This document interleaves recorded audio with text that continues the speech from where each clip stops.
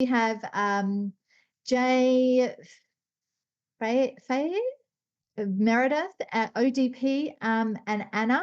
It looks like, Anna, you've just renamed yourself, which is great. For those others, if you could just rename yourself in terms of your first name. If you're not sure how to do that, the top right hand of your Zoom screen, you'll see 3 dots. If you right click on that, you can rename yourself.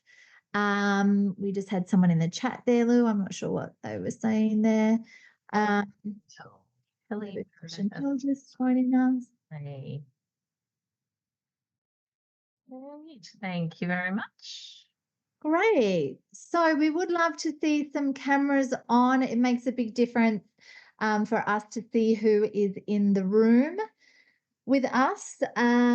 So cameras on so that we can see your gorgeous faces. And once again, if you can rename yourself. Sina, welcome.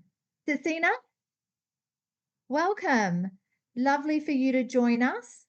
So while we're waiting, hi Chantal, nice to see you. She's onto it as well with the camera, which is great. For those of you that have joined us, we'd love to hear who we have in the room. What's your role in the practice? If you're not a hygienist or an OHT, does your practice have an OHT or a hygienist? If so, how long have you had one? Just so we can get an understanding of who is working within a hygiene department in your practice. That would be wonderful. So you are indeed at the Maximising Recall Compliance. My name is Daylene Cups. I'm one of the coaches and trainers with Prime, and I'm joined here by Louise Howlett, who is also a coach and trainer with Prime. And we have the next 2 hours together, which is exciting. What I love about these courses is that they're designed to be interactive and engaging. There's a lot of content that we're going to be going through. We'll definitely give you opportunities to share. And by all means, if you have some questions, pop them in the chat. We're probably going to be dealing with, I would say, the questions at the end of the session. However, if we do have time throughout the course itself, and we think that it's conducive, we'll add that in a timely manner. So, Devinda, nice to see you. Excellent. For those, I think it's ODP. Anna, do you have a camera? If you have a camera, it would be lovely to see. Anna said she doesn't have oh no, that was Capella Bar Dental don't have a camera. Oh, for a shame. Just waiting for ODP to rename themselves. I sent them a message about that. Excellent. Louise, if you could as well just give me access to changing the slides, or just maybe yes, of course, slide, that'll be great. Thank you. Perfect. Okay, so just going over some housekeeping for those of you that haven't renamed yourself. Please rename yourself. This is a 2-hour session. I'm a big believer in that whatever information you get from today's session, we have to implement it. So bringing this back to the team, having a conversation with your team meeting, with your team in a team meeting, and looking at, what are you doing right now around these policies and processes? What do we have in place?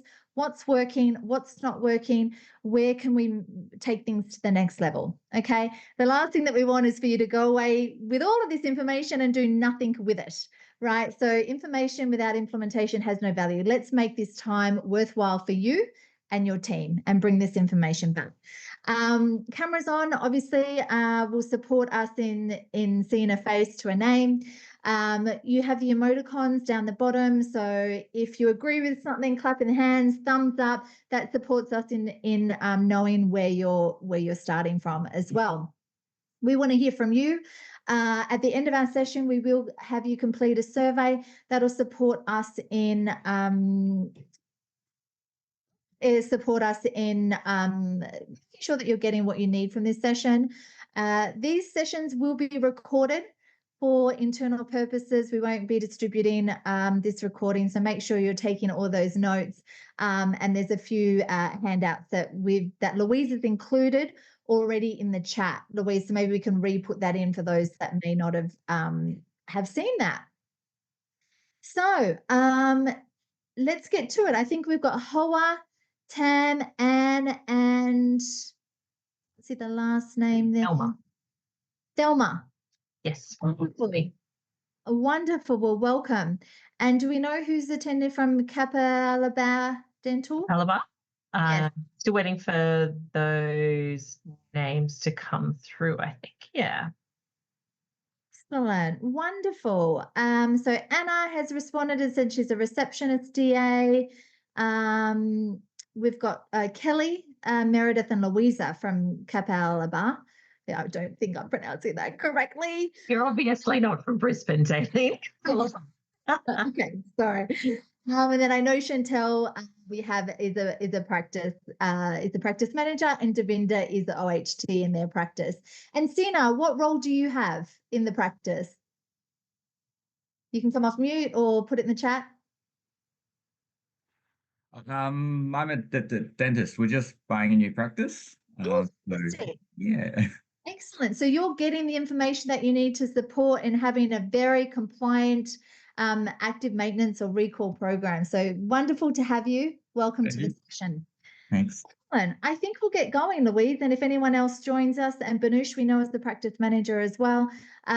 If we have anyone else join them, we'll have them join.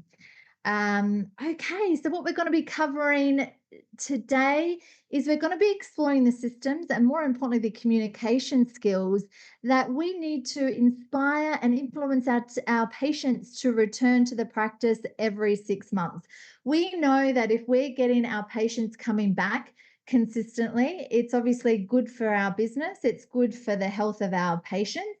And so there's a lot of reasons as to why we want our patients to return. This could be different with different practices.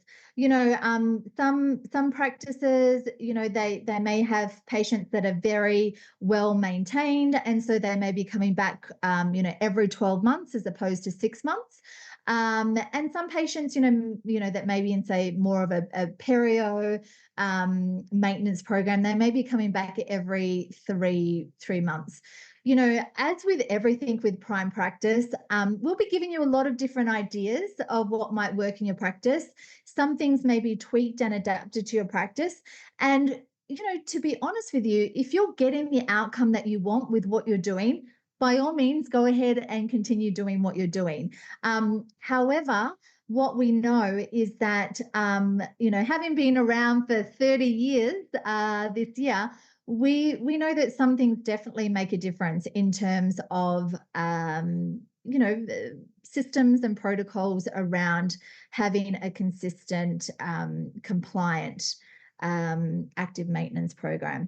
So I'm curious to hear, what do you call it in, this system? What do you call it in your practice? Do you, what's the name? When you're having people come back every 6 months, what are you calling that appointment? I'm curious to know from a language perspective, what are you calling that appointment? So either you can come off mute or you can jump in the chat. Be interested to know what you're calling that particular appointment. So if we have anyone here, 6 monthly review, Sina, I like that, 6 monthly review.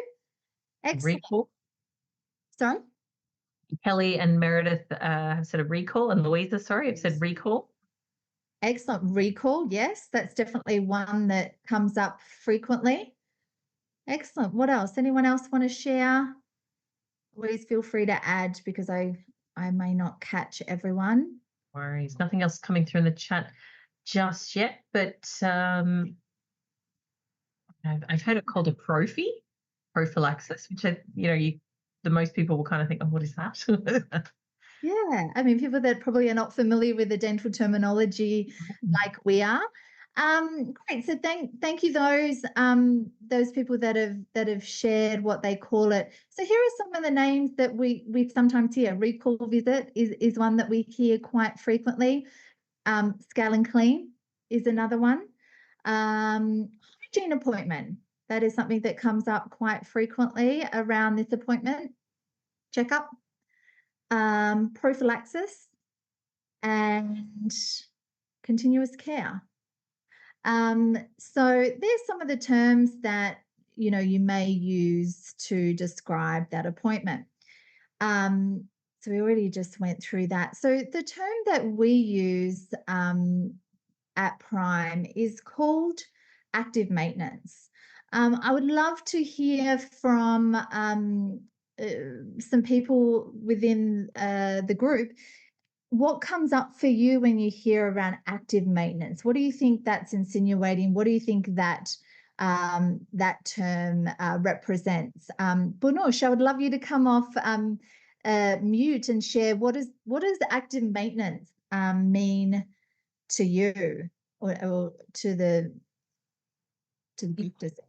I would separate these two words and go to define each one of them separately. And I would say that, okay, if something is active and it is not passive, that means that we need to be on top of it and we need to spend some time and think about it, be mindful. So this is something that the team in the dental practice are mindful about, and we expect the patient to be mindful about. And this is maintenance. That's something that we have started the process, but we need to make sure that we have done it right and we keep doing it right. Yeah, beautiful. Yeah, so it's moving, right? It's fluid. It's active. I love that we're not stagnant, right? In our approach, it's continuously moving. Excellent. Anyone else want to share what? I'm just going to move it on to the next slide. What would be some advantages of what comes up in regards to the term active maintenance? What about, I know it's not Todd Haran there, but I would love to hear from the team at Or and Haran. There, what do you think some of the advantages may be in terms of calling it active maintenance? Unmute. Unmute now. There we go. I just think it just sounds a little bit more positive as well when you're talking with your patients. It just sounds like you're involving them as well. It's part of we're in a team, we're doing this together. Let's stay on top of this. Let's keep everything swimming along smoothly, particularly the perio patients. They really need to be coming back regularly for cleans to keep on top of all their issues. It just sounds a little bit more positive than a recall or less like a chore, more like something they're willing to be doing. Beautiful, beautiful. Thank you. I think they deserve some toys over there at Or for their response there. Well done. Right, Louise is the toy giver today. Because I'm working from home and I don't have any on my desk at the moment. So beautiful. Yes, it's more positive, it's more proactive, right? When I think of the term recall, what is that associated with? What do we recall normally? Anyone want to jump in? What do we recall? What normally gets recalled? Alicia? Defects. Broken. Yes. Things are wrong. Yes, it went wrong. We're recalling kids like toys. We're recalling food, right? It's because it's not working. So, you know, we don't want to associate our recall with something that's, you know, that's not working, that has this negative association. You know, active maintenance is mean like it's moving. We're actively maintaining your health, right? Excellent. Anyone else want to add anything around the term active maintenance or what that conjures up for them? Sina, any ideas in terms of the term active maintenance, what that means to you? You know, I like how it is like also on the part of the patient. Like it's not just us calling them in 6 months. So I do like that idea. Yeah, it's like it's also an active participation, right? It's not, they've got to take part in it as well. They've got to play their part in that maintenance. They've got to show up and turn up in order for that to happen.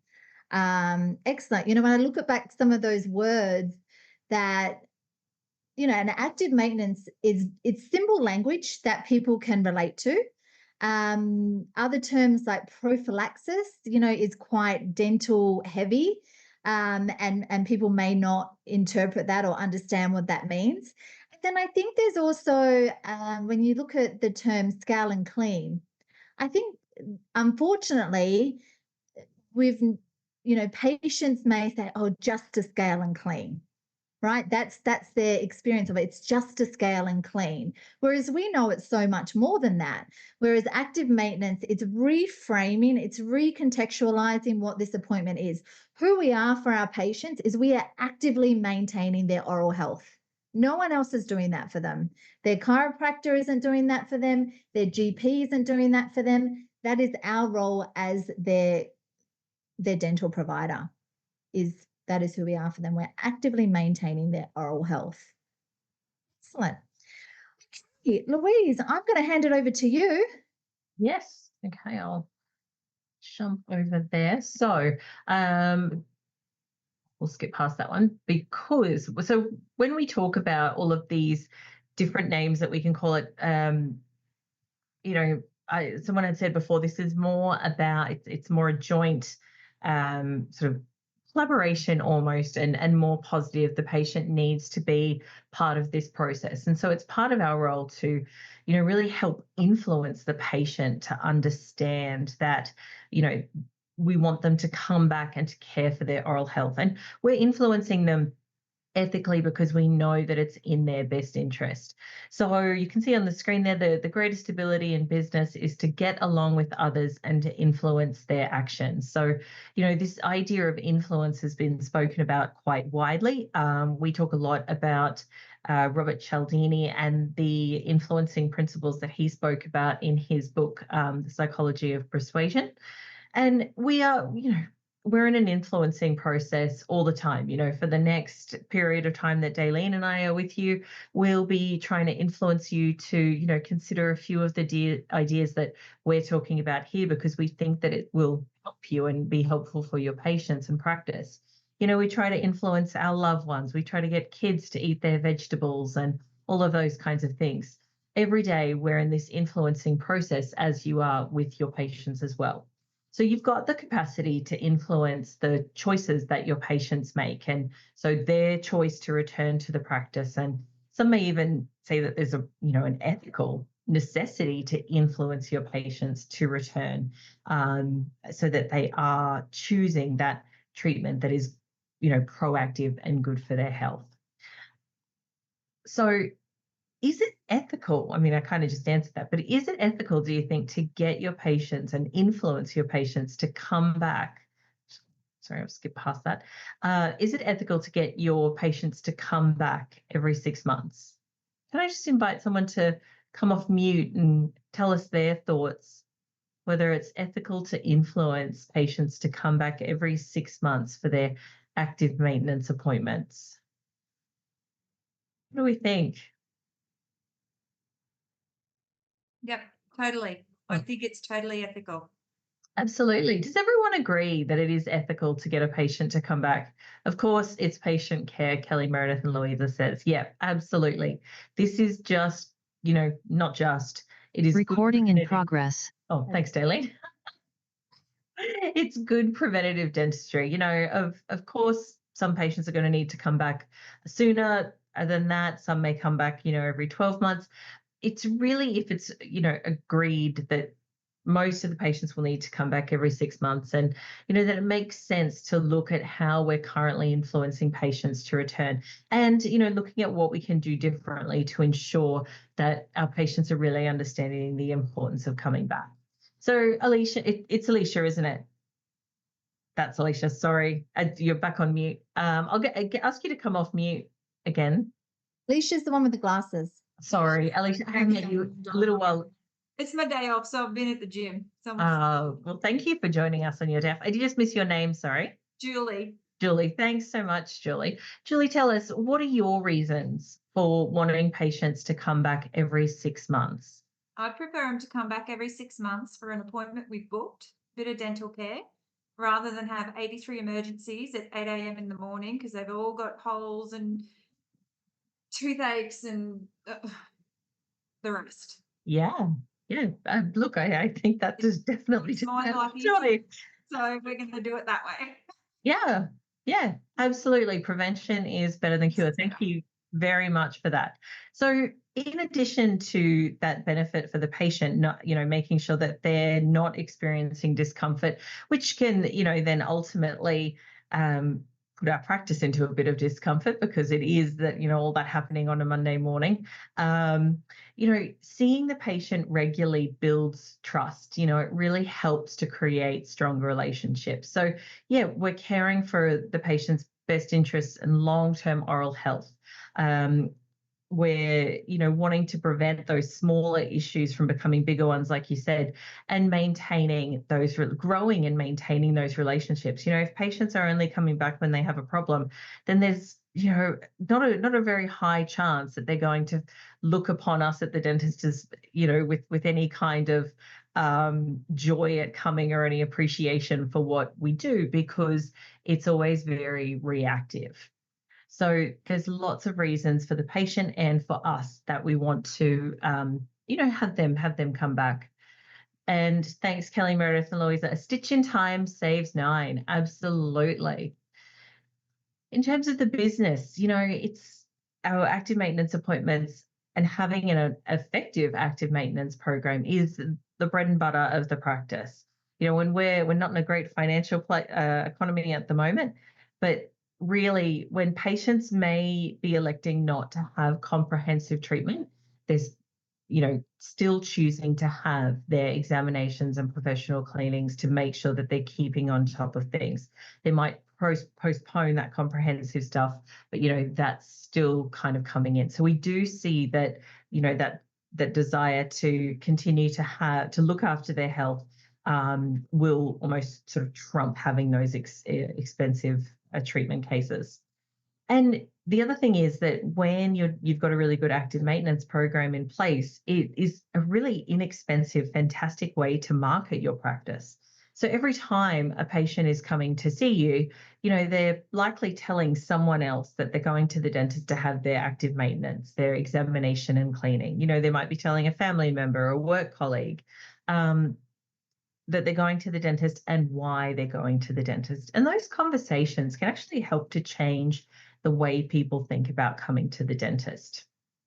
So, sorry, before you move on, I go. wanted to add something. We've been talking a lot about the benefits for our patients, obviously, in the community, in the sense of getting them healthy. When we have a really well-oiled machine of an active maintenance program, it's less work for our front office coordinators. When that patient doesn't schedule that appointment, it takes so many more man hours in order to follow up with them, to get them, to get back in communication with them. And, I know some of the practices really well, reactivation, then, you're having to work on. So it kind of does really support in less work down the track if we can educate them and have them schedule that appointment at the time of. Absolutely, Daylene. I love that point, and having worked in the front as a front office coordinator for a very long time, I absolutely agree with you. Let's work smarter, not harder there. Yes. So, if you have a oral health therapist or a hygienist who's a really dedicated clinician who is devoted to maintaining oral health, and it's of huge value to the patient, huge value to the practice.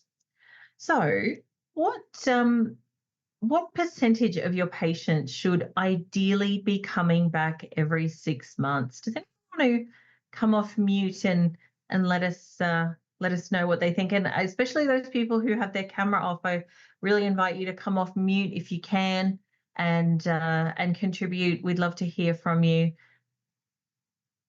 So what percentage of your patients should ideally be coming back every 6 months? Who'd like to answer that? Okay, we've got Kelly, Meredith, Louisa, all of them. Yep, all of them. I mean, that's like the gold state, isn't it? That's what we'd love it to be. That's kind of perfect. Sometimes it's hard to get 100%. It's hard to make it perfect. So if we were to look at it even a little bit more, I suppose let's be really realistic about it. If we can't get 100%, what percentage would we be aiming for? So a little bit lower than 100. So Anna has said 60%. The other 40% should come every 3 months. if their perio or high caries risk. Okay, thank you. Banusha said 95. Yeah. Okay, so we'd love to see 95 with if 60% are coming 6 months and 40% are coming every 3. That's beautiful as well. So really, what we're looking at, as you said, best case is 100%. Thelma's a little bit closer. Thank you, Thelma. The prime goal we would say is 80 to 85%. And a lot of our practices, they start off with us and they don't actually know how many people are coming back every 6 months, and they might let us know that, I think it's probably 50 to 60%. But if you're not looking at this and not tracking it, it's very easy to think that maybe it is that 50 to 60% range. They're leaving with an appointment. So it's really easy to think that we are scheduling everyone back in. But we need to look at it at the other side as well and make sure that they are actually fulfilling that appointment and not cancelling in between. So unfortunately, what we see is that when we get our new clients to start investigating how many patients are actually coming back, it's actually more like the 20 to 30%. And so if you're not looking at it, you really, really don't know. So we're going to give you give you a bit of information a bit later on around how you can track that. But yeah, overall, it's lower than we think. So we know that of all of the cancellations, we'll call it recalls for the purpose of this conversation, but to patients, we would always call it active maintenance. But we know that they often have the highest cancellation rate for most of the practices. Okay. So, yes. As if you look at a practice like a bucket, right? And your bucket holds a certain number of patients based on the number of clinicians that you have. It's important to check to see that we're not having a leaky bucket. So what sometimes may happen is that we get new patients into the practice, which is great, but then we're also losing patients on the other end where they tick off to that inactive place where they haven't been in the practice, in the last 18 months. So we're going to highlight as we go through some areas and some holes in the bucket, and really be looking at how we can plug up those holes in the bucket as easily as we can, and really making sure that and this is not just the front office team, this is not just the dentist, it really is a whole team approach to having a compliant active maintenance system in place. It really does take the whole team in order for us to be successful around that. So we're going to plug up those holes in those buckets, and there are a number of reasons why patients do not come back every 6 months. Anyone want to show your hand in terms of if you have any ideas why patients don't come back? What are some of the reasons that you think that patients don't come back? How many have patients move town? Yeah. Yes. Well, yeah. Sickness is our biggest one. They have to reschedule. Right. So they're still coming back, but they're probably not coming back every 6 months. Maybe it's been pushed off for like 9 months or something like that because of sickness. Is that what we're talking about? Actually getting a month or two. Okay. That's our plan. Our main one is people moving town. Okay. All right. Excellent. Anyone have any other reasons as to why your patients are not coming back every 6 months? I think mostly it gets disrupted, like if they get sick or the dentist cancels or moves or things like that, and then they just don't rebook again. Yeah, because life gets in the way, right? The last thing that they're probably thinking about is how excited and they want to come back to the dentist, right? Because life gets in the way. Yeah, excellent. Anyone have any other ideas as to why patients do not come back every 6 months? So we've had Kelly and Meredith and Louisa say there's some really great reasons: fear, cost, sickness, busy lives. Absolutely. Yeah, absolutely. You could have written our slide for them in terms of what we come. Absolutely, fear, right? Fear is number one reason. Unfortunately, people don't love coming to see us. amazing as we are and how, happy we are to be around, they just don't want to come and see us because it may be uncomfortable. Will it hurt? How much is it going to cost? So there's all that fear associated with the unknown. Uncertainty, what's going to happen? What will they find? They may not be fearful of that active maintenance appointment because maybe they know, they have experience of what that may look like. But there may be, yes, the uncertainty of the fear of like, gosh, what if they find something? What if I need a crown? And I know that crowns are really expensive. Lack of trust. Will they try to talk to me into something that I don't need? Unfortunately, there is, this misconception sometimes of trust with our industry where, people are worried that they're going to get sold something that they don't need. And so, that lack of trust can be quite prevalent, unfortunately, within the profession. So that could be something that's holding people coming in. Loss of control. There's many things within that dental appointment where the patient has no control, right? We're sitting them back. They're in a very vulnerable position. We're putting, instruments in their mouth. They're finding it hard to breathe. There's a very much a lack of control. And so, that can prevent people from coming back from their appointment as well. Guilt. I know I should go, but once again, all these other things that seem to go on the list of importance rather than our dental appointment. This is a big one. No pain, right? We're going to deep dive into this a little bit further, but ultimately, if we don't have any pain, it doesn't motivate us to come to the dentist. We think that there's no problem if there's no pain, and then which is what another thing that we call the homeostatic mindset, which associates with if I've, been coming to the dentist for the last 20 years, and every time I come to the dentist, everything is all okay, tip top every single time, I'm going to think that that's the way it's going to be moving forward, right? So having our patients educated on that, our mouth, just like other areas of our body, does degenerate over time, right? I'm not the same body that I was when I was 21 and sprightly and running around, right? That's not the way it was. And, over time, just like the rest of parts of our body, our mouth degenerates as well. So educating our patients around that. So there are all the reasons. Kelly, before you go on, I'd just like to add in, there's a lot of comments around, busyness, and we live in a really busy times. I am going to say, though, that when people tell you they're busy, I think that it's a really easy way to convey that, there's something else going on in that list. That's sort of like the tip of the iceberg. So when we click down on what that looks like, I think busy is just it can be a convenient sort of excuse sometimes because they don't really know how to convey some of those other things that we just listed in that list. Yeah, great, Louise. Yeah, I mean, no one's knocking on our door, in terms of the top places you want to be. So, yeah, and these are quite vulnerable conversations. People, you would have to click down quite a bit to get underneath the iceberg in terms of what really may be the thing that's getting in the way of our patients coming in for those active maintenance appointments. So, how are you influencing your patients to come back?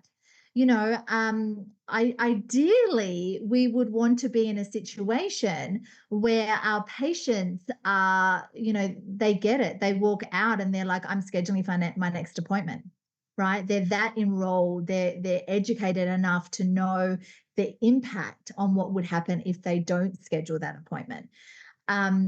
So, sometimes we may hear things like, I want you to come back in 6 months. You need to come back in 6 months. I recommend you come back in 6 months. Or even just you're due for your recall appointment. And so this is really all about us, right? This is about from our perspective in terms of what we want from them. So, ideally, we would want our patients coming out and saying, I need to book my next appointment for 6 months. I always just say we don't want to should on our patients. We don't want to should all over them. We don't want to, we want to give some control back to them, but we want to be looking at what we're doing in the treatment room that's influencing them enough to know what are the consequences of me not coming back, and them getting that and being motivated to make that next appointment. That's really where we're going with that. So, do as I say just doesn't work anymore. So just being really conscious about the language that we're using around. Sorry, Louise, I'm just having issues trying to move. Can I move that for you? Yeah. Yeah, so I'm just going to actually, yes, thank you. Number one, patients will return if they are aware and concerned about what can happen if they don't come in, in for their 6 months. If we're the ones that are more concerned than the patients, that's a problem, right? That's when we've got to be looking at what are we doing from a clinical perspective to expose the conditions and deepen their concern. So that's number one. And number two is that they feel supported, respected, and cared for every time that they come back at every point of contact. So that does come back to our patient experience. It comes back to our patient journey. It comes back to, how we make them feel. I think sometimes as well, not making people feel bad or wrong if for some reason as well, they have let some time go past, but really seeking to understand maybe what has prevented them from being in that space, but really looking at what we can do to have them really, once again, educated and enrolled on coming back every 6 months. So it doesn't come from force, it's coming from their own willingness to step into that. And really giving them ownership as well, Daleen, if I could add. Yes, absolutely. Absolutely. Have them take that level of responsibility. And that just does come from as well, them understanding the consequences and, how we're communicating that to them. Sometimes we do minimize, unfortunately, some of the communication. And, I've heard, having worked with a lot of clinical teams over the years, we don't want to feel bad. So we may use minimizing words like just a bit of bleeding or just a clean. Anyone heard that before? Right? We're going to, you call us around your next appointment, so we're kind of wishy-washy in our communication. And when we say just a bit, it does minimize what our appointment stands for and the health of the patients. So this diagram actually represents trust and ownership. So, particularly when we look at new patients that come in, where do you think new patients' trust levels are at? New patients, they come in, where do you think their trust levels are at? High or low? Sorry? They're at the low? Yeah, absolutely. They're at low trust because they have absolutely no experience with us. And so, our role is really to develop that trust for them and to develop their ownership, where we, as clinicians, and also a part of that trust comes from every single team member within the team. It's not only the clinician's responsibility to build that trust, it's the front office coordinator in terms of that first appointment and building that trust over the phone. And it's the dental assistants responsibility to support in building that trust, and also of course the clinician as well, and the ownership comes from our patients really getting more of an understanding as to what is going on in their mouth, and we do that by exposing the conditions and deepening the concern, right? Our patients don't know dentistry like we know dentistry. They're relying on us to be planting seeds and to be looking at ways that I can see what's going on in my mouth, and no one's telling me I should do anything or need to do anything. It's like I am taking ownership and that level of responsibility. And Daleen, Yeah, I was just going to say Kelly, Meredith, and Louisa have also added, unless they're referred by word of mouth. So yes, patients that are referred by word of mouth do have a higher level of trust than someone who has just come to us from Google or something like that. I wouldn't say they'd be, at a 10 on that level of trust, though we've still got to work to build it. But this is why word of mouth is such a fantastic way of bringing new patients into our practice, because they are already further along, as you said, Kelly, Meredith, and Louisa. So absolutely great point. No, Daly, nothing else I would add to that. Am I taking over from here then? Taking over, Louise. Lovely. So this is what we're going to get into today, how we build that trust, how we deepen the ownership, how we reappoint and remind patients of their appointments. And then importantly, we're going to look at how we track the success of what we're doing. So kicking it off with building trust, we're going to, there's lots of ways that we can build trust. We're going to talk about 3 ones that we feel are really important. So those 3 are creating connections, developing credibility, and demonstrating empathy. So heading straight into creating connections. So, sometimes when we first meet a patient, we can be really focused on what's happening in their mouth, telling them what's happening, and sort of building credibility that we know what we're talking about, that we actually can forget to connect with them as patients, on a real human level. So I'm interested, pop into the chat or come off mute. How do you create connection in those first moments? So, leaving the dentistry aside for just a moment, what do you do to connect with your patients as a person? What's one step that you might take? So I kind of read them as they come in. If they're looking nervous, I'm just very caring, comforting. I explain everything that's going on to them. If they're that kind of person where we can make a little joke, I generally find if you can make someone laugh, they feel a lot more at ease in the waiting room. Yeah. It's pretty much all we do. Yeah, so even I think, look, I love that you do that, and you're right. A little bit of humor can go a long way. I think even before you get to kind of speaking about the actual sort of clinical side of things, and Kelly and Meredith and Louisa, again, thank you so much for being so active on the chat. Asking them about their day, getting them to, getting to know the patient, and absolutely, if you can have those that connection and rapport built that way, adding a little bit of humor in and, clicking down on what it is that may make them uncomfortable is probably going to flow a lot better if you've already established that connection first of all. So absolutely. So, greeting them by name, showing them that they are someone to us. They're not just, that person sort of sitting over in the corner. So knowing who they are, helping them to feel physically relaxed. We know our own business so well. We know exactly where to go to get into the treatment room. We know where they should put their bags, but they may not know those things. So, helping them to know where they're going, what they're doing, where they should sit, preempting them so that they don't have to feel that discomfort of uncertainty. Slowing it down. We take, like when we're in the practice, we can really go at a fast pace.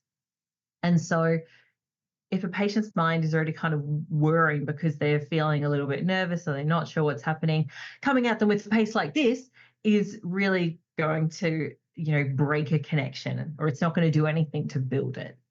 So slow down, be fully present, really be there with them, maintain eye contact. Really important. Smile. And even if you went in the times that you have a mask on, we always say that you can kind of see the smile through your eyes. We can hear a smile when you are talking over the phone. So smile. And, this last one, so I think someone's put it onto the chat, know their interests. Exactly. Be interested. I love the saying, be interested, not interesting. So important for creating connection, because we are always our own favorite topic of conversation.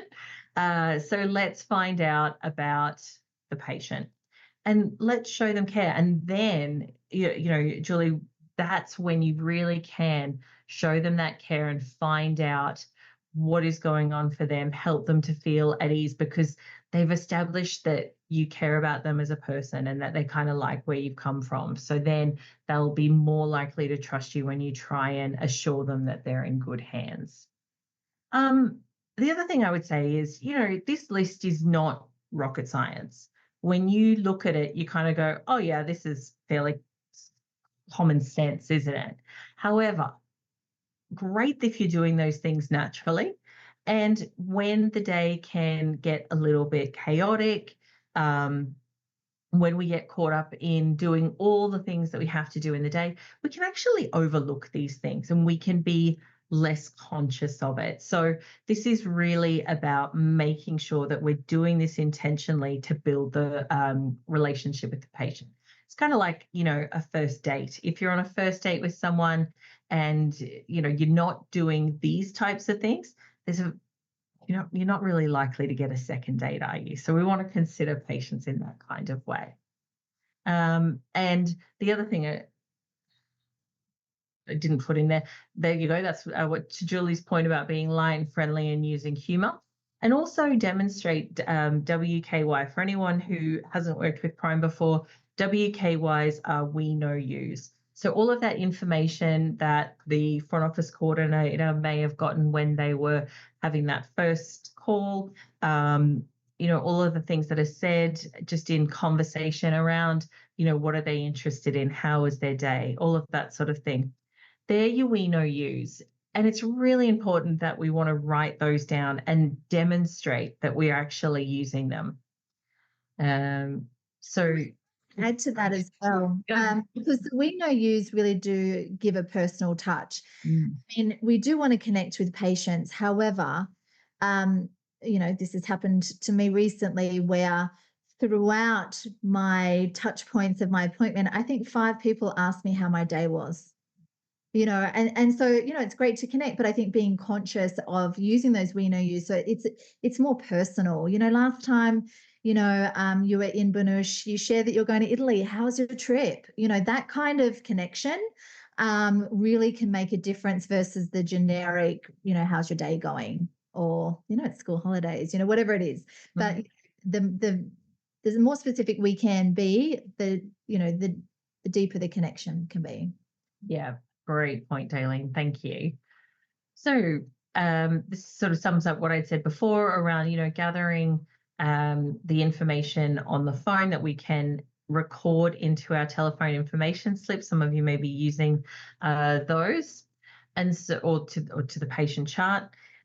What becomes really important is that if we gather these we know yous, that we actually do something with it. So we're, transferring them to the back office, to the clinical team during our huddle, and then demonstrating it, as Daleen had said, in a really, specific way. And sometimes I hear people say, oh, well, if I haven't written the note, it can sound a bit creepy if, if I see on the patient chart, oh, they told someone they just went to Hawaii, but they didn't tell me. And all of a sudden I walk in and go, oh, hi, how was Hawaii?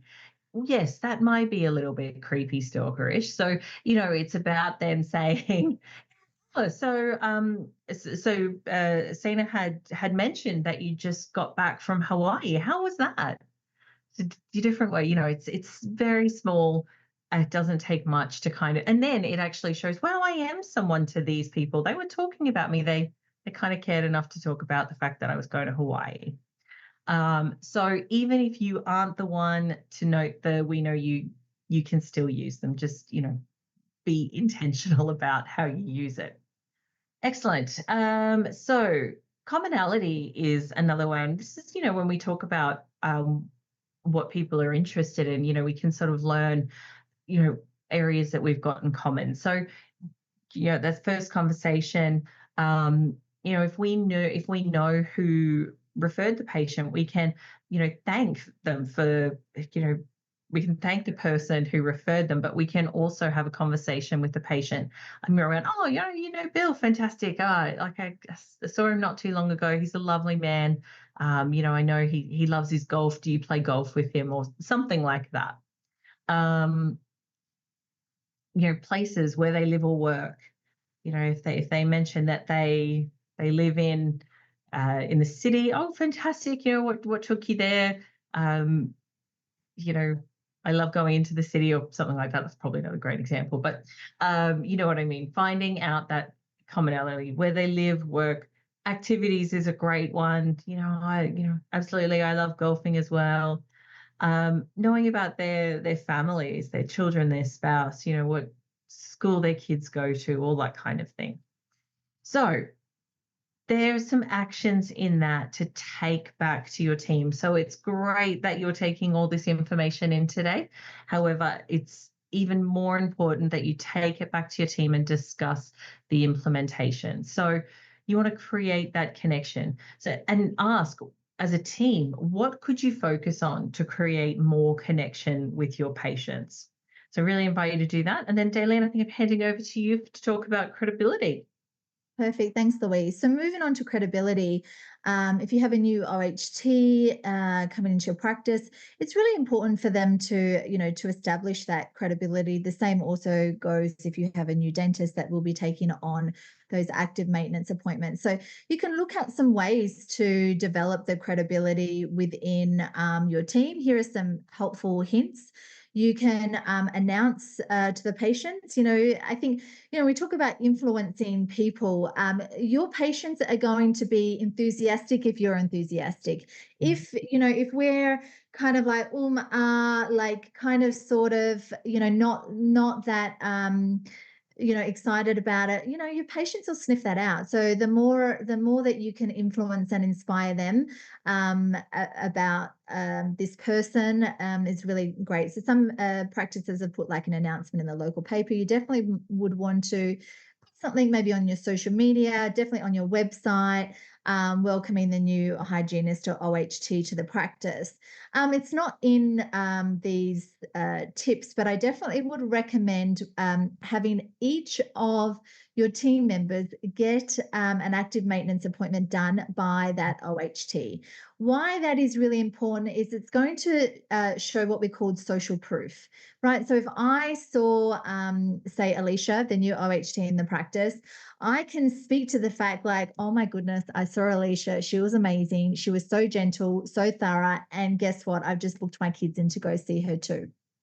I don't know, Alicia, if I'm a patient, but the way that I'm being, the fact that I went and that I'm sharing based on my experience, great, I'm there.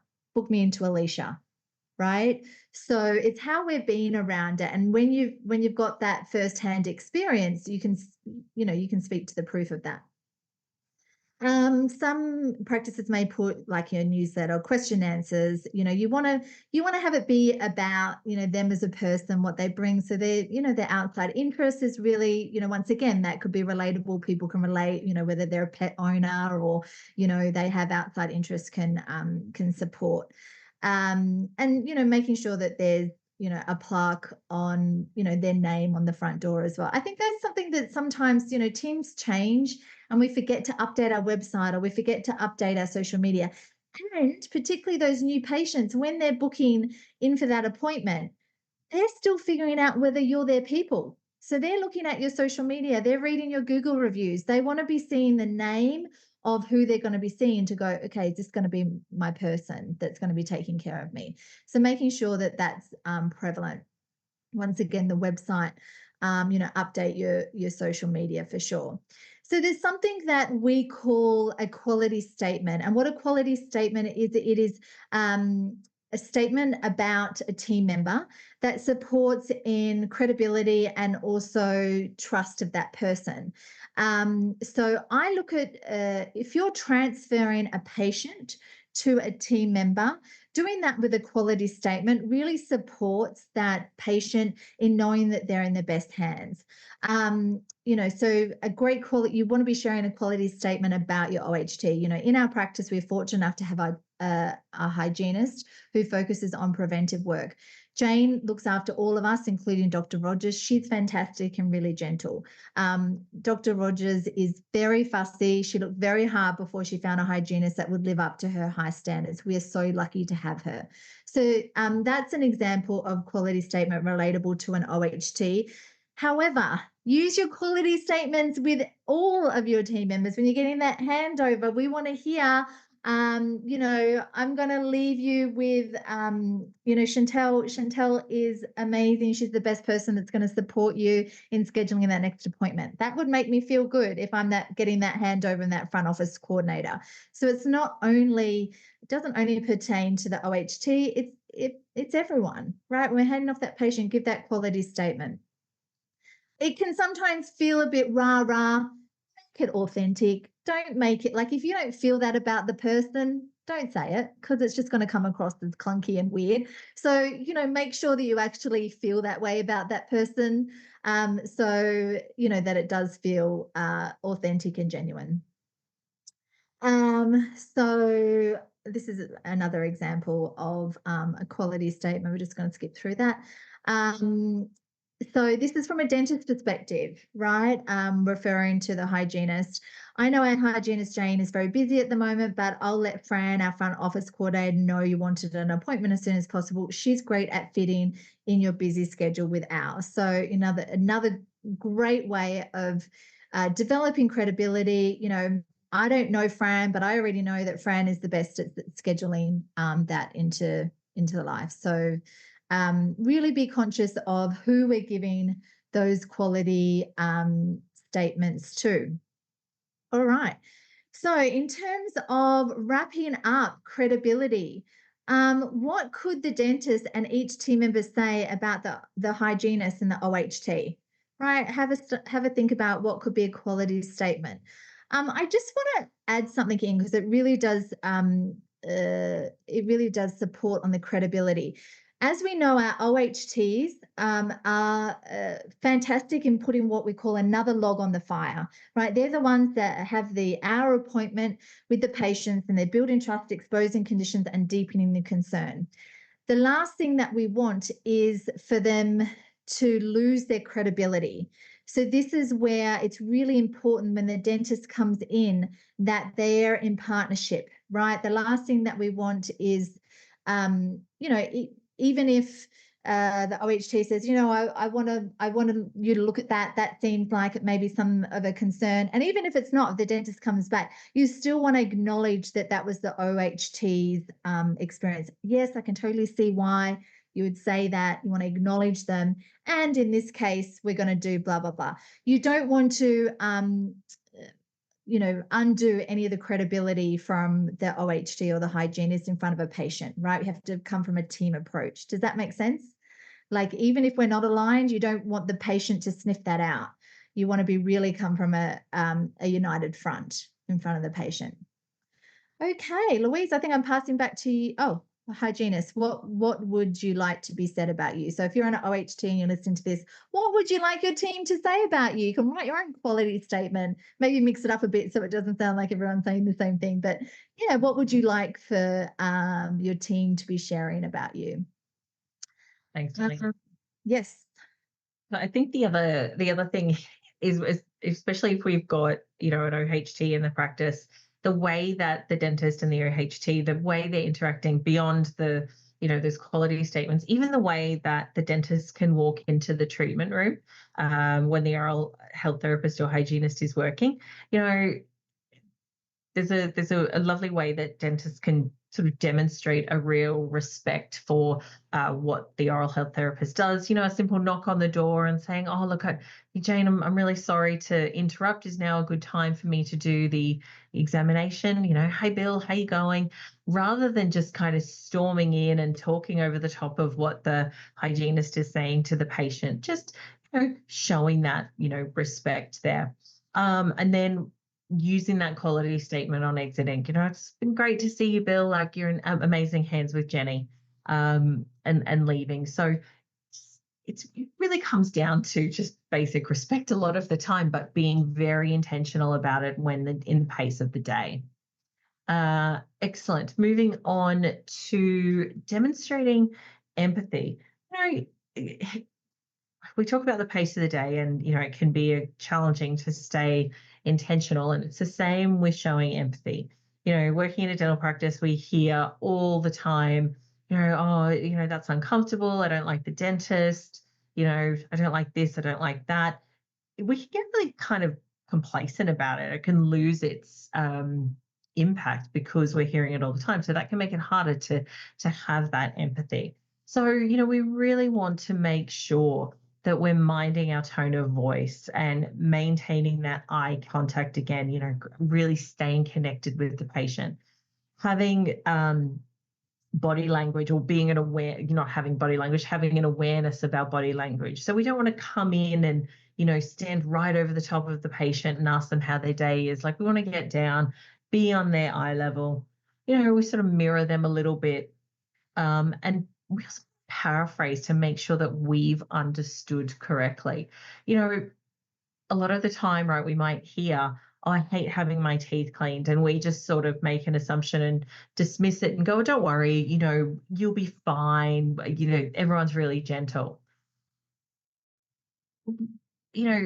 When a patient says something like that, we really invite you to consider the response you say. There's nothing really terribly wrong with saying, "Don't worry."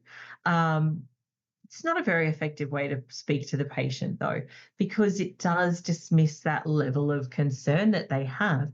And also, we're making assumptions about what it is that they hate about having their teeth cleaned. Like saying, "Oh, they'll be really gentle," makes an assumption that the thing that they hate is a perception of being, hurt. Whereas there's a whole other host of reasons why they may not like having their teeth cleaned. Yes, it may very well be the discomfort, but it might be having water in their mouth. It might be the sound of the ultrasonic. It might just be having their mouth open for so long. We make assumptions, and it's a missed opportunity. So that's why, that saying something like this can really help to make sure we understand what the patient is really sort of feeling. So saying something like, "Oh, look, I'm sorry to hear that. Truth is, it's not the first time I've heard that. I'm curious if there's anything in particular that makes you say that." That's, that I'm curious, demonstrating curiosity and seeking to understand. This is our way of kind of clicking down to really understand what it is. Because when we understand that it is about, the patient doesn't like being laid back fully, and that's why they hate coming to the dentist, then okay, we can work with that. We can sit them up a little bit. We can give them regular breaks, and we can speak to their specific concern. So consider, these kinds of empathetic responses. I invite you to take a screen grab of this, or, jot them down. I can really understand your frustration. That's a good question. Well, I'm glad you asked. Or, I appreciate that you said that. A lot of people ask that. That's that social proof again. I understand your concern. These are really quick, short, easy ways of demonstrating empathy and help the patient to feel taken care of. So we really want to, be there, because honestly, patients, even if they're loyal patients, there's only so much that a patient will go through before their loyalty is tested. And so, they may not come back, they may leave the practice if they perceive that there is a lack of benevolence, like a lack of, those small acts of caring and being shown kindness. They may leave if they don't think that you're capable. Are you able to do what you say you're going to do? And do you do what you say you're going to do? Do you instill clinical confidence? Are you in integrity? And that goes back to, will you do what you say you're going to do? And authenticity. Will you take ownership for what you do and what you don't do? We have to really get that empathy response going and putting ourselves in the patient's shoes to experience their experience of our benevolence, capability, integrity, and authenticity. Because you kind of know where you're coming from, but we also need to make sure that the patients understand where we're coming from. So we need to really stay present with that. And it's not enough to do it the first time you meet them. You have to do this every time they come in, and you need to do it consistently. So, consistency, it's the absolute key to maintaining trust. And if you do any more training with prime practice, you'll hear that word consistency come up over and over and over again. such an important one. Aileen, I'll hand over to you, and you can add anything else if you No, I think that's perfect, and absolutely to your point, consistency is probably the biggest foundation of success. Those teams that not only have the protocols and the systems in place, but they're consistent, and every team member is consistent. So if we look at those three elements, connection, credibility, and empathy, they're the core ways to build trust and help our patients want to come back every 6 months. We're going to move on to deepening the concern and what that looks like. I'm just going to, there we go, change the slide here. So back to those two patient beliefs where our patient feels that if there's no pain, there's no problem, right? So they're not motivated enough to come in if there's no pain, versus those emergency patients, as we were talking about. I think it was Julie that was mentioning, they're very motivated. They're very motivated to come in because they want to get out of pain. And also back to that homeostatic mindset, meaning that if it's been like that for, the previous 6 months, it'll be the same. If every time I'm going in and there's not an issue, then I'm going to think that that's the way moving forward. And as we know, that's really not the case at all. So in terms of influencing, we don't, not to influence towards a solution, but sorry, my back a bit, but to influence, away from a problem. And we talk about the law of motivation. We're more likely towards pleasure and to avoid pain. And avoidance of pain is it's more highly motivating factor for patients than the attraction of pleasure, interestingly enough. So, that's a way of influencing our patients. And for those of you that may have done Prime Speak, you may have heard about a term called the DREC. And influencing our patients on the damaging results of the existing condition, and them understanding what may happen if they don't come back. Like, what are the consequences of not? And so, your job is to talk about how we it's not homeostatic, that our body does degenerate over time, and educating our patients on that. And that's that starts in the treatment room, but it's also a way that the DAs can support around that as well. It's a bit like weeding the garden, right? We may remove the weeds, but they'll keep coming back. It's the same for teeth, which is why our patients come back every 6 months. We actively need to maintain. We can't just, do our gardening and then expect that nothing's going to grow back. We actively need to maintain that. Sorry, Louise, I'm having trouble moving my slides along. I'll do that for you. Yeah, perfect. So, we have to really balance the solution versus ownership. So obviously, focusing on their level of concern and awareness, and doing things to expose the conditions, and really them having an understanding of what may be the consequences of not doing something. And this, although we may be speaking to this around them choosing optimal dentistry, it's the consequences of them not coming back every 6 months as well. Like, this is really important when, we know that medications can change, our body and our mouth. And so, things can happen really relatively quickly. And so our patients being educated around in the reasons to be coming back every 6 months. If you want patients to return, guide them to see that you can help them to avoid pain. To, back to Julie's point around that we don't want those reactive patients. We don't want them having to come, in and call in on, 11 p.m. on a Friday night, or worse, being away somewhere overseas, being stuck in Bali, and then having to, find someone to support them. We want to create a real preventive approach with our patients. And so, even educating around that of what we want to train our patients to, to have a great experience. And we know when we don't have a great experience, when we're in that reactive state, everything is so much more amplified, right? Our pain, everything is much more in a heightened state. So the pain may occur if they don't, like the physical pain, obviously, the financial pain, right? If we're actively maintained, the less likely things are going to build up, and they're going to turn into bigger things, right? Which may cost financially more money. Emotional, once again, back to, how we'd feel if we are in pain, and, that fear and all of that associated with that.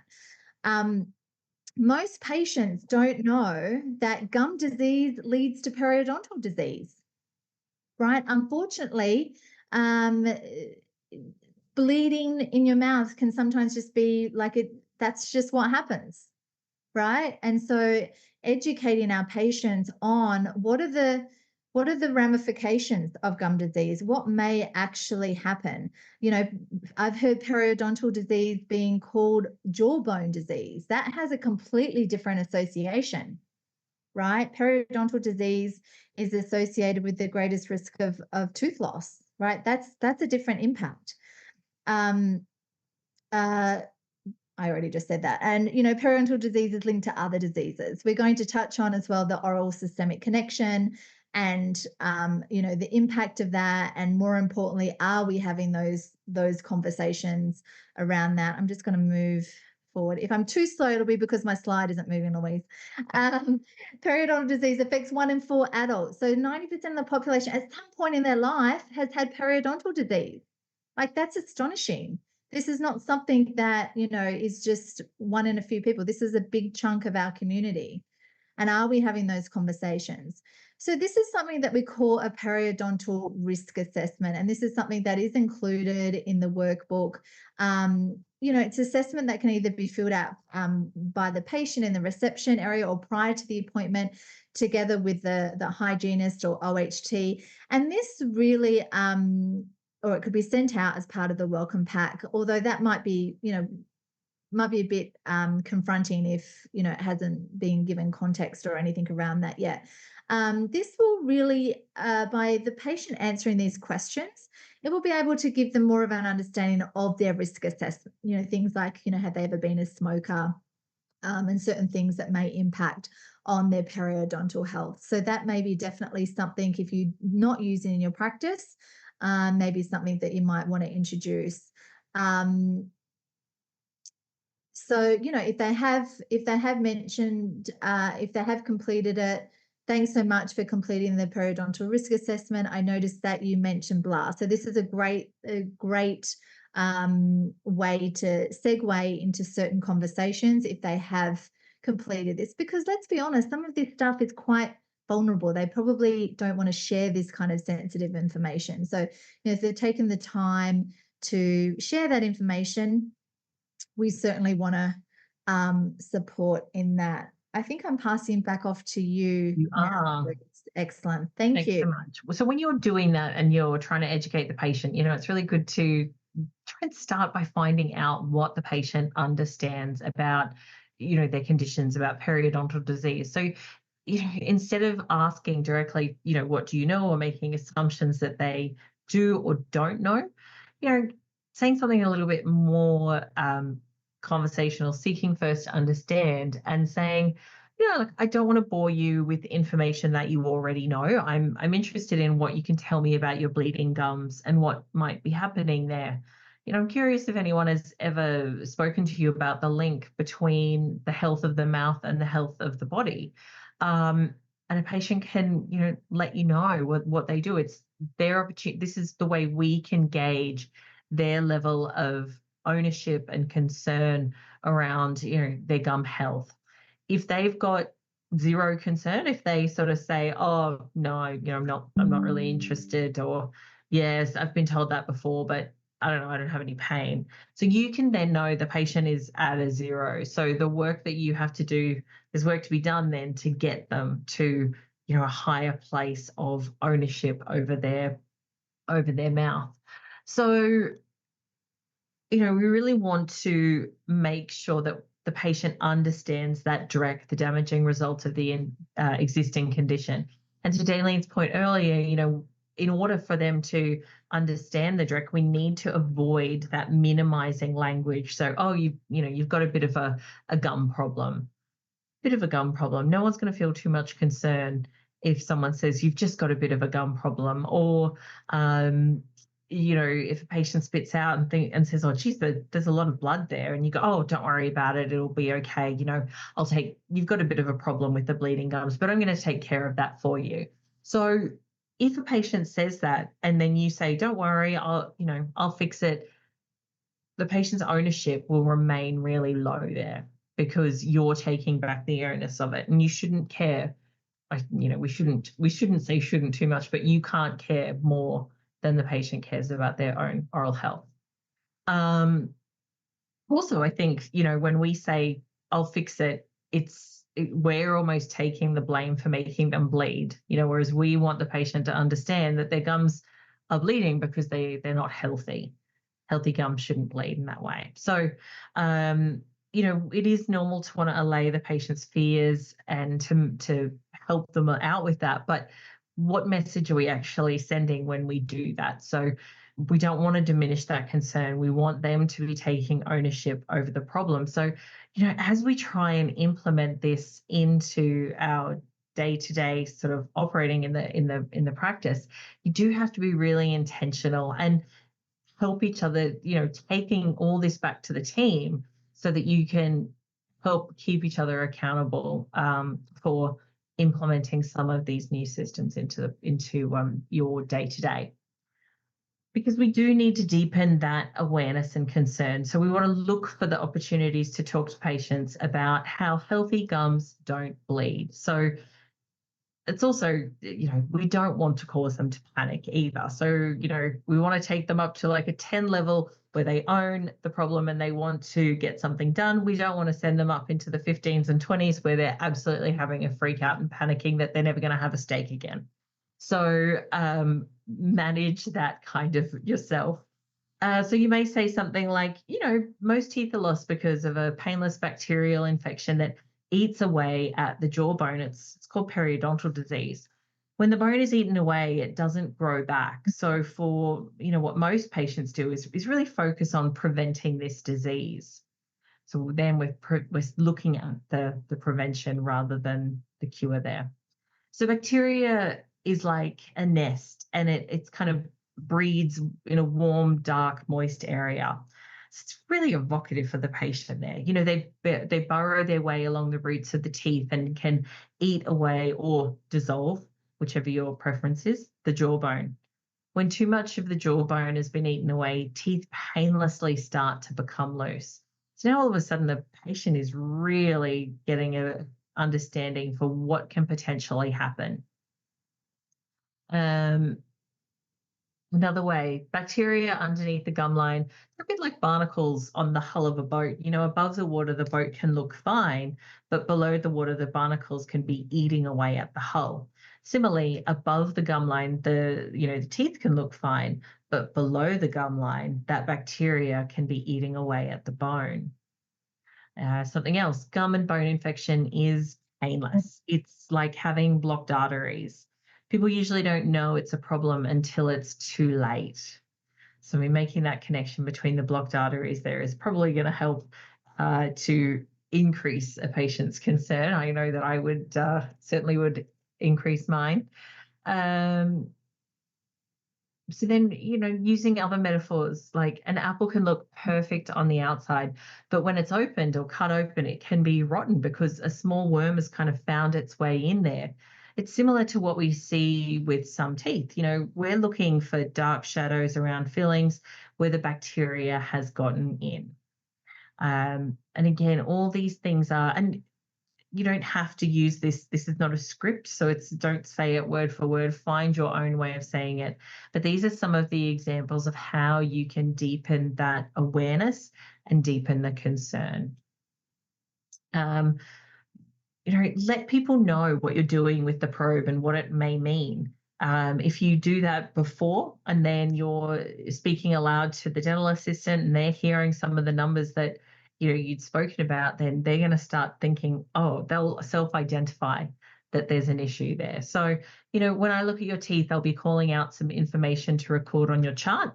I don't want you to be concerned about what I say, so perhaps I should explain what those numbers mean. We measure how much bone has been eaten away by the bacteria using a small measuring stick. It's kind of like a dipstick when you check your oil in the car. So if anything over 3 millimeters means that they've kind of burrowed too deep and now cannot be removed by brushing and flossing. So I'll go ahead and I'll do that test now. And then people start hearing these numbers and thinking, oh my gosh, how much of my bone is being eaten away?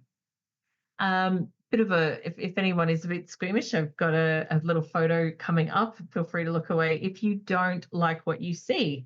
And that the reality is that patients may not like, seeing these things either. However, showing them that when they've got swollen gums, what the perioprobe's like in a pocket, those bleeding gums, showing patients so that they can see it for themselves and they're not having to just blindly trust what you're saying. Seeing things like that can absolutely deepen the concern. So really be showing what's going on in the mouth there. Back to you, Daly. Thanks, Louise. So we're going to segue into educating our patients on the oral systemic connection. We're going to kick off with a poll to ask the question, are you in active communication about the oral systemic connection with your patients? Do you want me to do that, Louise, or up there? So yes, curious. Yes, we are. No, we're not. Maybe we just we might invite people to speak to that. Yep. Yeah. So yes, by show of hands, yes, we are in active communication with our patients. We've got Banush, yes. We've got the team at Aura and Haran, Sina, yes. For those of you that don't have your cameras on, would love to hear from you. Yes, we are. No, we're not. Sometimes only if the patient brings that up. And also curious in what way, in what way are you having these conversations? So this is something that we call a happy mouth and happy body. And, what we know about the oral systemic connection is that the mouth is the gateway to the rest of our body. And there's lots of literature, evidence that has come up in terms of certain conditions within the body that Maybe we need to put this in color and put it on the board. I don't have colors. Mute you, Thelma. There we go. Beautiful. I know, it's great. You should definitely put it up on the wall. I agree with you 100%. So print this out. It's something that your patients will look at. But as we know, there's a lot of things that really, inflammation in that can be spread from the mouth to other areas of the body, and really looking at how we keep that inflammation down. So if you're not, speaking about the oral systemic connection, I think, also that may come out in the medical history in terms of, I think when people have, say, family members that have recently had a heart attack or recently had any other health issues, this is going to land differently with them when we speak about the oral systemic connection, because they may not, and I would say a lot of the community do not really have this awareness around the oral systemic connection. So there's some great articles here about diabetes and the link with gum disease, and so you can definitely read up about that. So I think that's attached in the addendum, right, Louise? Excellent. Yep. I'm going to just move on from that and talk about oral cancer screening. Hands in the air if your clinicians do an oral cancer screening in your practice. Yes, we have Chantal, Devinda, you doing Devinda oral cancer screening in your practice? Yes. Okay. Yeah. Excellent. Saying yes in the chat. We've got a thumb up there from Kelly and Meredith and Louisa. So yes, so there are some happening. Ask a question. By oral cancer screening, what do you exactly mean? Well, you're screening the patient for any lesions or anything that's unusual. Yep. That's Yeah. So, so what we tend to find is we may be doing it because it is part of your qualification in terms of who you are for the patient, but we may not necessarily be telling the patient that we're doing it. And that's also doing the patient a disservice because this is something that is a part of the active maintenance appointment. And no one else is doing an oral cancer screening. Remember, their GP is not doing an oral cancer screening and their chiropractor is not doing an oral cancer screening. It is up to us. And so us articulating that to the patient is putting that importance on what that appointment is about. And as we know, with the prevalence of HPV virus, where oral cancer is becoming, I guarantee you, every one of you within the practice could tell a story of possibly, finding a lesion or something that has turned into something that, you're literally saving lives by doing this. So letting patients know that you're doing it. I think why we don't is because the C word can be scary. And we think that we're going to scare patients off, but you can say it after the fact. You can go, Sina, I just did your oral cancer screening and you're all good. Great work. Right, as simple as that. But not letting them know about it is I don't think is beneficial at all. I think we just got to step into it and own it. So this is about, the researchers in terms of what we need to be doing. And when you look at this list, if you look at 14, failing to implement oral cancer screening as part of a routine assessment, right? This is a part of our job in terms of who we are for the patient. So it's really important that we're not only doing it, we're letting the patients know that we're doing it as part of our active maintenance exam. Can you see it there? Julie's looking like nice and really hard. It's the never events the dentist to follow. Yeah. I mean, sorry, I'm just reading the other things as well. Oh my God, breaking the patient's jaw. Yes, I know. It's quite fascinating, isn't it? So we don't want to be doing any of those things for sure. Excellent. So moving on. So bring this back to your clinicians, right? If they're doing an oral cancer screening, are you letting the patients know, like straight out? Are you letting them know that you're doing an oral cancer screening? That is another reason why they need to come back every 6 months. Right? You're saving lives. Once again, particularly those young people, can be much more prevalent than what we think. This is what we call an active maintenance slip, and you can use this in the context of almost like a report card.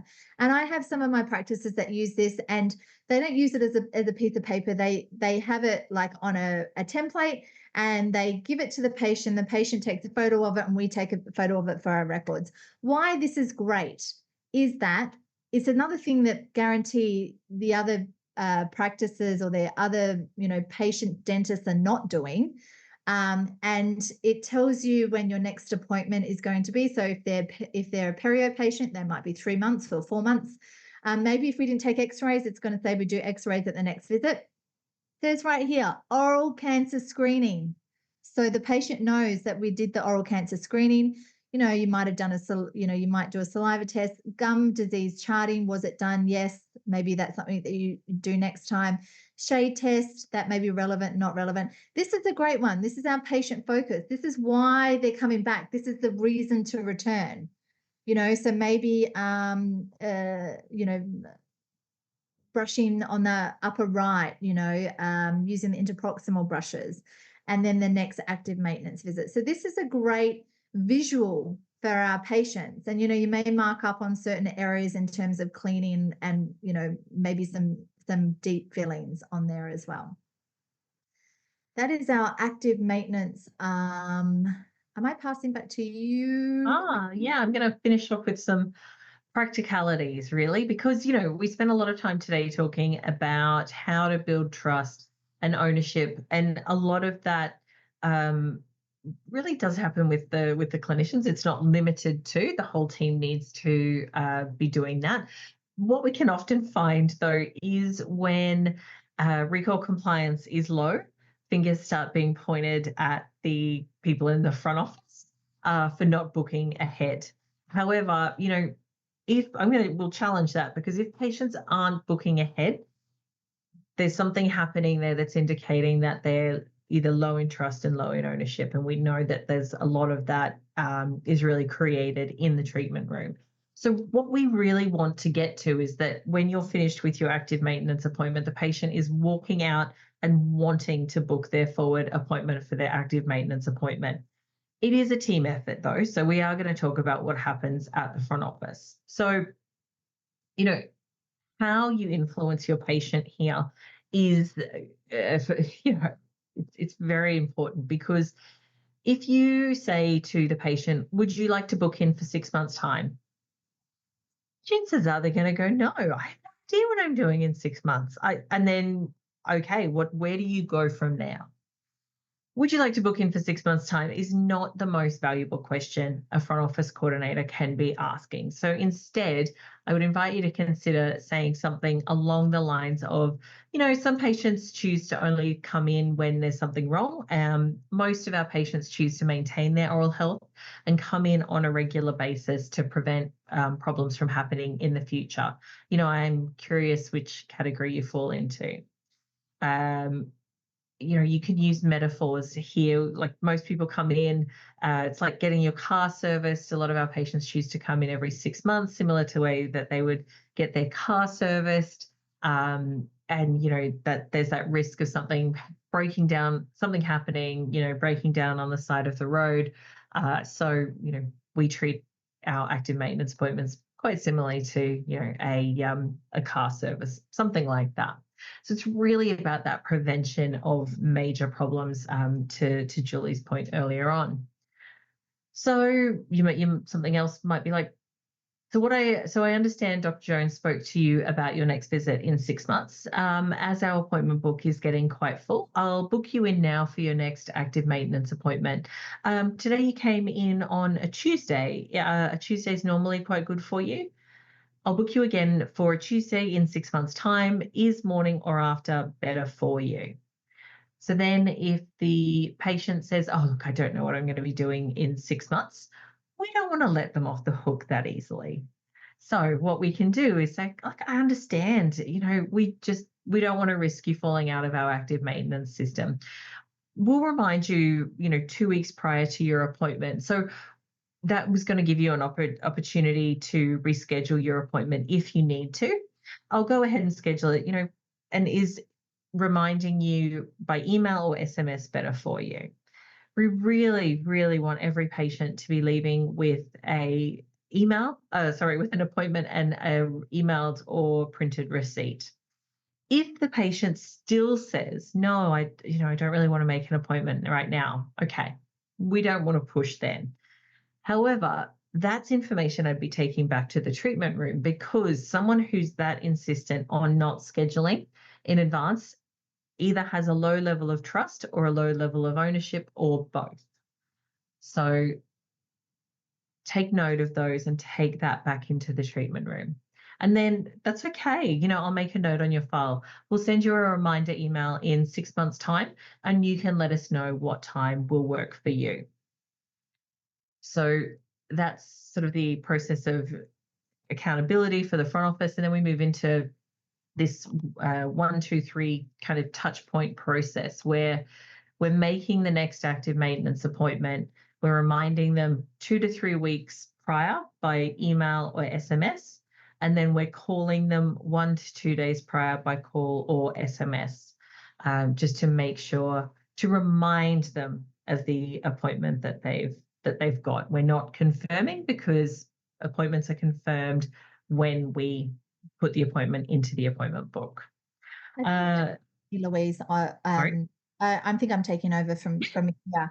And to Louise's point, absolutely, we want to set the expectation that this is a confirmed appointment, right? And we are doing them a courtesy of reminding them of that appointment. This is not set in stone. I mean, in terms of the touch points and the timing of those touch points, that's going to be determined on what works well for your practice. and what expectations you've set on with your patients around that. But it definitely needs to be that 1, 2, 3 touch point process. And the main point is that we want to prevent that leaking bucket. What happens if that patient doesn't book ahead? We need to have a protocol and a process and a follow-up around that. What systems are in place to make sure that these patients don't slip through, the holes in the buckets. I mean, as I mentioned to you before, some of you are going through the difficult task of reactivation and how difficult it is to get these patients back when they've fallen through. So, these systems and the follow-ups and everything the team is working on to have that consistency of coming back every 6 months will make a big difference in the long term in terms of that, that hard work.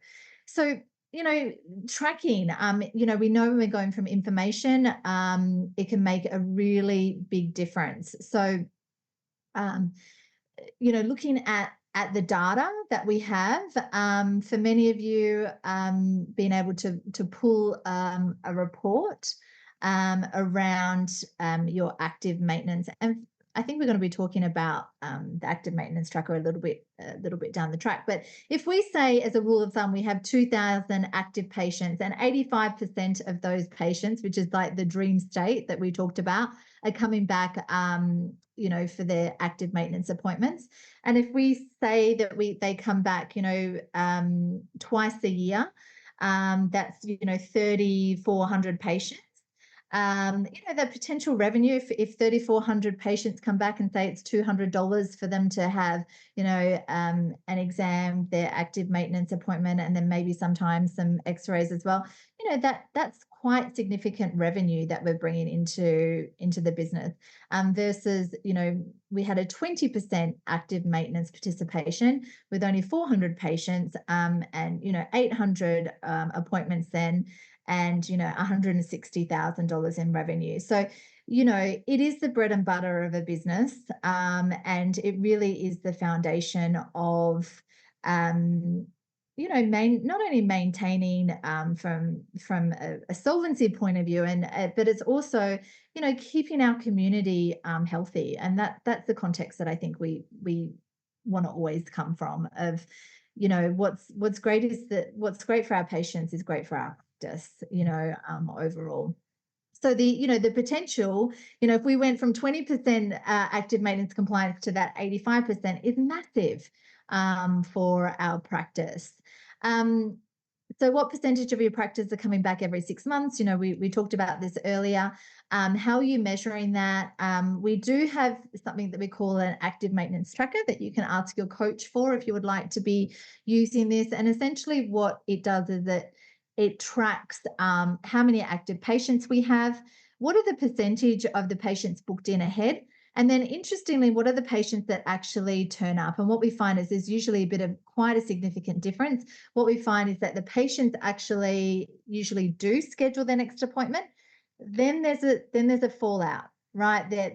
From the patients that actually have booked to them actually turning up. So that's when we have, those cancellations and things where they may be pushing their appointments out, which still goes back to the conversations that we're having around deepening the concern and taking ownership and having the trust in everything. Like, patients that value that appointment and they value the reason for coming back every 6 months versus pushing it off for 9 months, that's where we want them to be, right? They're educated to that level. They know that, the consequences of not coming back every 6 months is not great for their health. And once again, I don't think I sound like a broken down record, but no one else is doing this for your patient.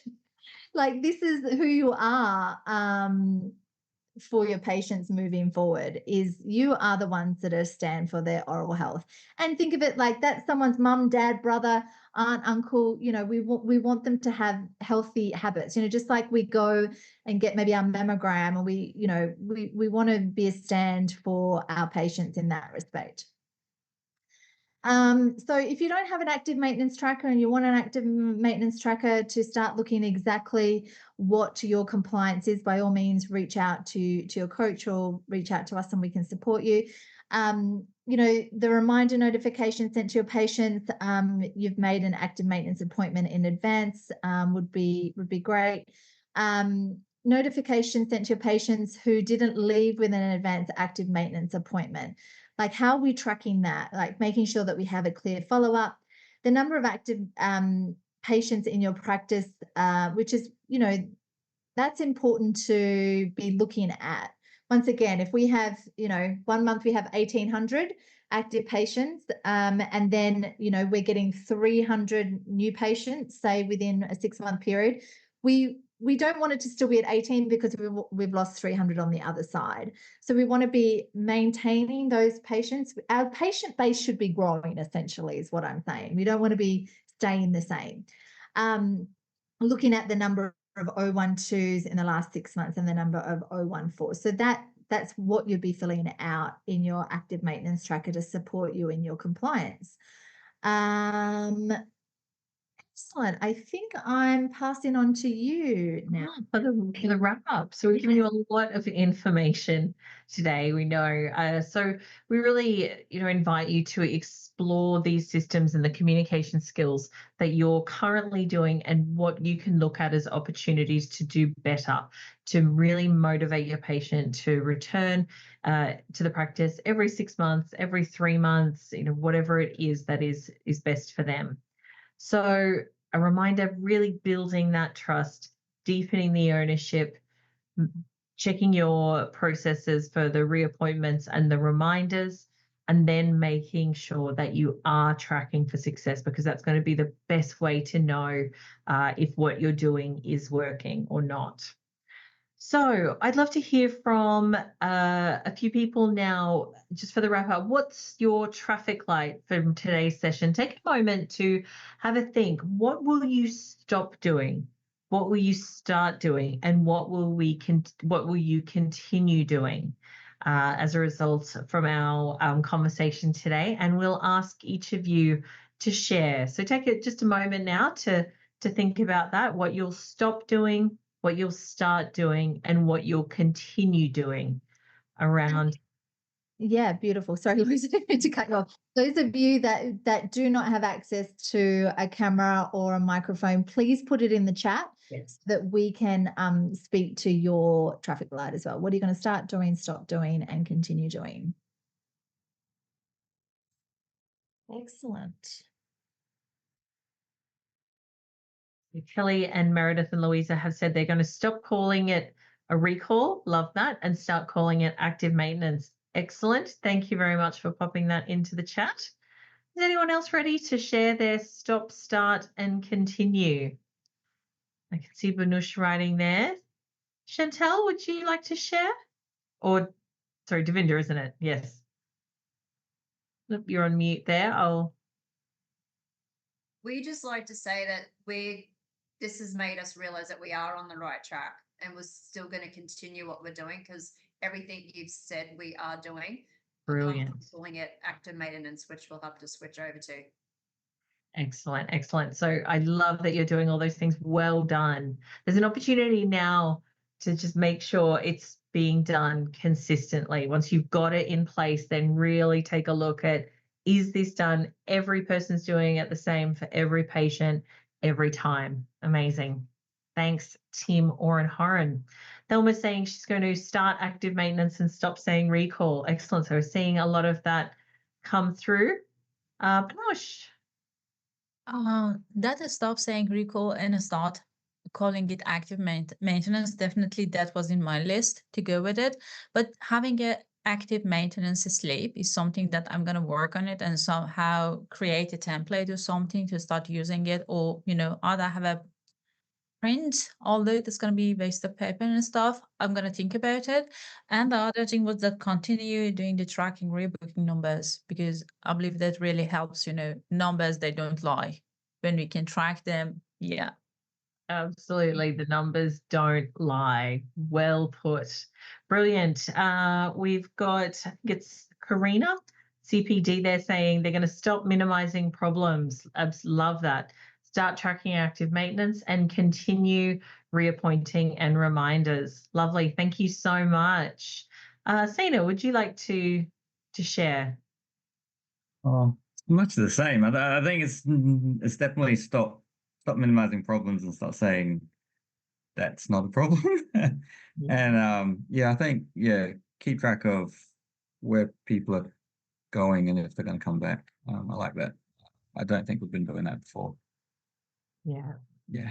And there are a lot of people who are looking and say, at the end of your day going, yep, great, all of my patients that I saw have reappointed. And so you do end up thinking, we're getting a really great reappointment rate, only not to sort of see them kind of come out of the book. So tracking those, amazing. We've got Anna saying, continue on with educating patients about oral systemic connection. It's a team effort, not just the clinicians, to build trust and demonstrate genuine care towards patients. Oh my goodness, Anna, I love that. You've got a little toy there.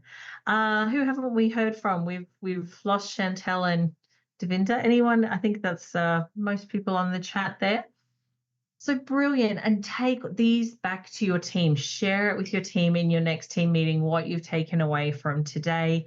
Share those resources that are in the back of your workbooks, and really, create some goals around accountability, around implementation and accountability. And thank you, Anna, saying the tracker seems like an amazing idea. It is an amazing idea because especially you can see the trend, over the period. So you really want to see that number growing. And if you're not, you can really take action quickly. Lovely. Good tracker, Alicia, active maintenance tracker heading your way. Sorry, what was that? So do you want me to send you an active maintenance tracker heading your way? I did have one, but I can't find it. I'll send you a new one. I'll Okay. send you a new one. Okay, I got you. Excellent. I think I know that I mentioned this before, but it does end up falling on the front office coordinators in terms of that reactivation and following up. So, do yourself a favor, really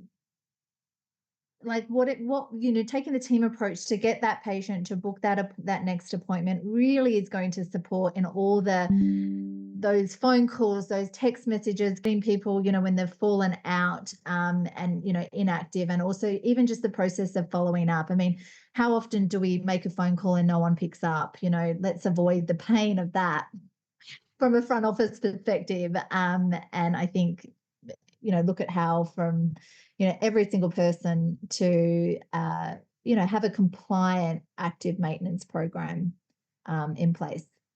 Beautiful. Excellent. Thanks, Darlene. So that brings us almost towards the end. You can head over to Prime Learn to access your certificate, to say that you have, and I think you'll go through the questions. You can't forget there's a little test there.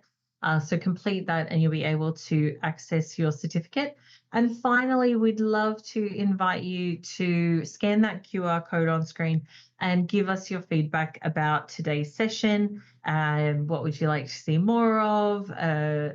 We really value any input that we do get. So feel free to scan that while you're doing that. And actually, I'll put if for some reason you can't scan it, I will put the link to the survey code in the chat, and you can click that and go straight over to the page. But while you're doing that, Darlene and I will stay on the line. If you have any questions that you'd like to ask us, we have got some time now for Q&A, so we invite you to come off mute and ask if you have any questions.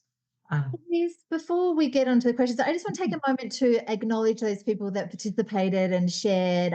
It really does, you know who you are, those ones that jumped in. It really does make a difference for Louise and I when, and we're really, we're around peer-to-peer development. So, you sharing about what's going on in your practice, you're not alone. So it really does make a difference. So thank you for your active participation. Absolutely. And sharing. Really appreciate it. Thank you. Thank you. All right. Did you have a question, Banush? That's all good. Thank you, guys. Okay. Thanks. Good to see you again. Thank you. It was amazing seeing you, both of you again. Good to see you. Thank you. Awesome. Have a See you good one. soon. Bye-bye. Bye. Thelma has asked if we could explain how the tracker works. Daleen, is that one that you want to explain? Go back to the slide. Yeah. Where to go? Hey, thank you guys. I've got to head off and pick up kids from school. And I gotta go back out the front. Thank you. See you. Well done. Thank you. See you. Bye. Bye. I'll send you the tracker, Alicia. All right. So this is what we call the active maintenance tracker. And what we're doing is we're pulling the information from our software that'll support us in getting an understanding of how compliant our patients are. So depending on what month you would start the tracker, you want to put the month up here and the month, so horizontally and vertically. And you would go in and look and see, well, you want to put in how many patients are booked in. So sorry. That's okay.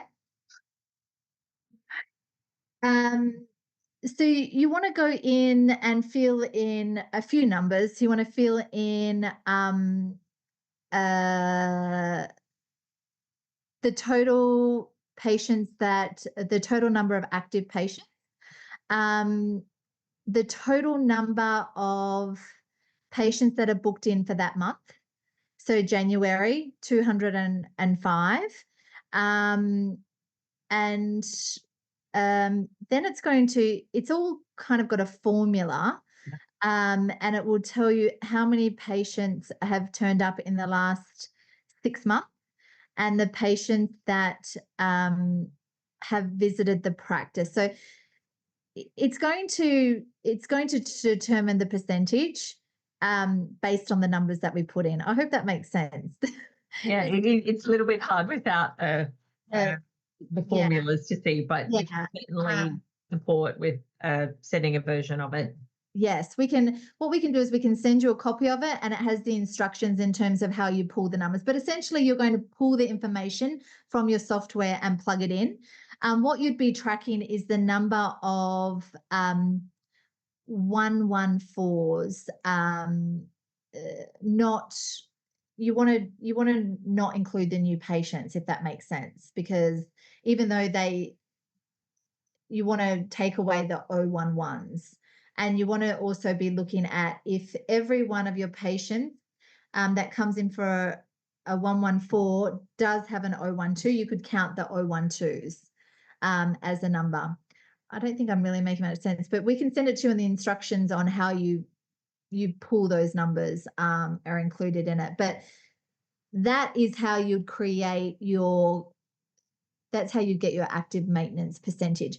What we find, interesting enough, if you look at the patients booked ahead, 70%, 69, 62, 61, you won't go from 60 to 80% overnight, right? It's a slow burn with the active maintenance process. I've definitely worked with teams where they may start with, say, 50% active maintenance compliance, and then, maybe towards the end of the year, they might be 55%. They may be, 56, 57%. It's not going to happen overnight because we're creating that compliance. I think the biggest interest is, if we do have that discrepancy, right? If we're looking at, 70% booked in and then we're down to 47, that to me is an opportunity, is how are we handling and preempting cancellations? Because that's the difference of the percentage there, right? So patients that are booked and then the patients that are turning up, if we're not getting that 70%, that means that for some reason they've cancelled their appointment because they haven't turned up. So that would be the focus of the training on that. How are we preempting and handling those cancellations? That would be a focus as well. Does that make sense? Any other questions around who was the one that asked that? That was Thelma.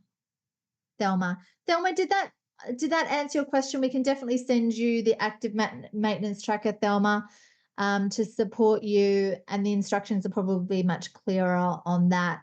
But you basically, if your report can print out how many 114s, then that is great. or sometimes some people have to count it manually, but if you can avoid Depend on the software that you've got. software, Yeah. And a yes, we can send that to you as well. Absolutely. perfect. Sana, do you want a copy of the active maintenance tracker? Yes, please. That'd be great. Okay. Can do. Excellent. Any other questions? So before everyone goes off, the instructions will come with it. So it's an Excel spreadsheet, and there's multiple sheets within that file. So you'll look down the bottom and you'll see the actual tracker, and then there's instructions, all on the same file. Yeah. And there's also a point where you can add how many new patients that you can be tracking around that as well. Yeah. So I think even being conscious around, making sure that your active patient number is increasing, right? We want it to be going up, meaning that we're not losing people on the back end in terms of that bucket. So, getting those new patients in and then maintaining our current patients as well. Those numbers all tell that story. So, anything on that list, if you're looking at your new patients, coming in on this one here, it's great. We can see this gradual increase in new patients. So we can see, okay, great, those marketing dollars, the referral programs, the word of mouth, that's all working really well for us. If we saw that go the other way, we'd want to be addressing that. So, looking at the story that's being told through the numbers that don't lie. Yeah. Like if you look at these numbers, 2051, like you wouldn't want to be counting those by hand. So if you have, you'd be printing a